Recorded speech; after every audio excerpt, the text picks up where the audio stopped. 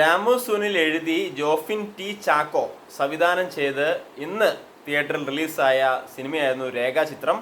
ഇന്ന് ഫസ്റ്റ് ഷോയ്ക്ക് തന്നെ സിനിമ കണ്ടു. അപ്പോൾ അതിൻ്റെ റിവ്യൂ ആണെന്ന് പറയുന്നത്. ഈ സിനിമ ജോഫിൻ ടി ചാക്കോയുടെ പ്രീസ്റ്റ് എന്ന സിനിമയ്ക്ക് ശേഷം വന്ന ഒരു സിനിമയാണ്. അപ്പോൾ ഇതിനകത്ത് പ്രധാനമായിട്ടും അഭിനയിക്കുന്നത് നമ്മുടെ ആസിഫ് അലി, അതുപോലെ അനശ്വര രാജൻ, പിന്നെ നമ്മുടെ മമ്മൂക്ക ഒരു AI ആയിട്ട് വന്നിട്ടുണ്ട്. ആർട്ടിഫിഷ്യൽ ഇൻ്റലിജൻസിൻ്റെ സഹായത്തോടെ അദ്ദേഹത്തിൻ്റെ പഴയ സിനിമയായ കാതോട് കാതരുമായിട്ട് കണക്ട് ചെയ്തിട്ട് അതിൻ്റെ സ്റ്റോറി പോകുന്നുണ്ട്. കൂടാതെ മനോജ് കെ ജയൻ ഒക്കെ വലിയ ബിൽഡപ്പ് കൊടുത്തുമ്പോൾ നമ്മൾ വിചാരിക്കും കുറച്ചും കൂടെ സ്ക്രീൻ സ്പേസ് ഒക്കെ അദ്ദേഹത്തിന് ഉണ്ടാവുമെന്ന്. കാര്യമായിട്ടൊന്നും ഇല്ല.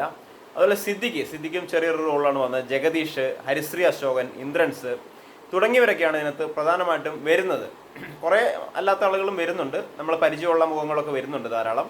ഈ സിനിമയിൽ നമുക്ക് ഒന്നാമത് പോസിറ്റീവായിട്ട് എടുത്തു പറഞ്ഞാൽ ഇതിൻ്റെ സ്ക്രീൻ പ്ലേ, ഒരു സ്റ്റോറി രാമു സുനിൽ അദ്ദേഹം നന്നായിട്ട് എടുത്തിട്ടുണ്ട്. കാരണം ഇപ്പോൾ അടുത്ത് വന്ന മലയാള സിനിമകളൊക്കെ വെച്ച് നോക്കുവാണെങ്കിൽ, കമ്പയർ ചെയ്ത് നോക്കുവാണെങ്കിൽ സ്റ്റോറി കുറച്ചും കൂടെ നല്ലതാണ്.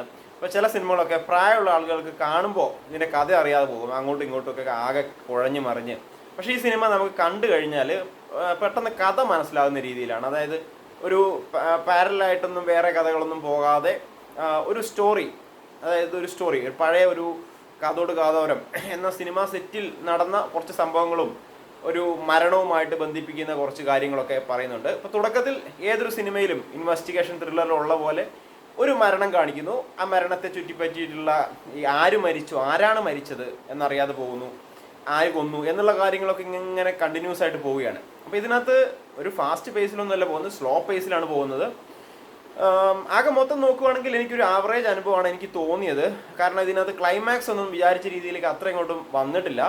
തന്നെയല്ല നമ്മുടെ ആസിഫ് അലി ഒരു കാസ്റ്റിംഗ് അതേപോലെ അദ്ദേഹത്തിൻ്റെ ഇപ്പം നമ്മൾ അടുത്ത സിനിമകളിലൊക്കെ നോക്കിയാൽ തന്നെ അറിയാം, കിഷ്കിണ്ടാകാണ്ട മുതൽ അദ്ദേഹത്തിൻ്റെ ഒരു കാസ്റ്റിംഗ് ആ ഒരു രീതിയിൽ അങ്ങനെ പോവുകയാണ്. അതായത് പോലീസ് വേഷമാണെങ്കിൽ പോലീസ് വേഷം, അങ്ങനെ അദ്ദേഹത്തിന് ഒരു ഡിഫറെൻ്റ് ആയിട്ടുള്ള ഒരു ക്യാരക്ടർ കിട്ടുന്നില്ല. അദ്ദേഹത്തിൻ്റെ ടൈപ്പ് കാസ്റ്റിംഗ് ചെയ്യുന്നുണ്ടോ എന്നൊരു സംശയമുണ്ട്.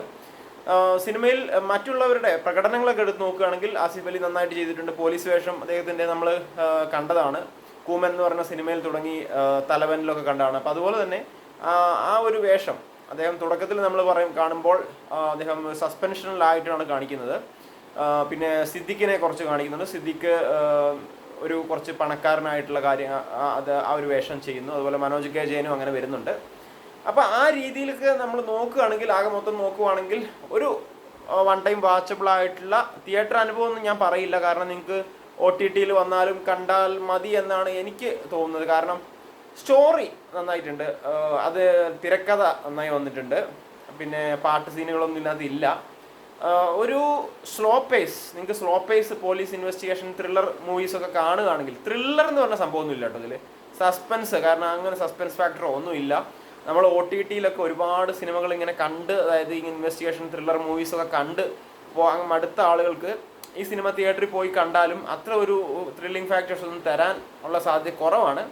എങ്കിലും നമുക്ക് ഒരു ഇൻവെസ്റ്റിഗേഷൻ മൂവിയൊക്കെ ഈ മരണം, കൊലപാതകം അല്ലെങ്കിൽ അതിനോട് ചേർന്നിട്ടുള്ള ഇൻവെസ്റ്റിഗേഷൻ കാര്യങ്ങളൊക്കെ ഇഷ്ടപ്പെടുന്ന ആൾക്കാർക്ക് തീർച്ചയായിട്ടും തിയേറ്ററിൽ പോയിരുന്ന് കാണാൻ പറ്റുന്ന സംഭവം ഇതിനകത്തുണ്ട്. അതുകൊണ്ടാണ് ഞാൻ ഇത് തിയേറ്ററിൽ പോയി കണ്ടതും.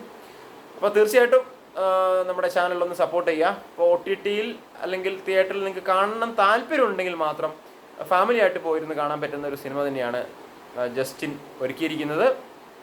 നല്ല കഥയാണ് രാമു. ഓക്കെ, അപ്പോൾ ഇത്രേ ഉള്ളൂ ഈ വീഡിയോ.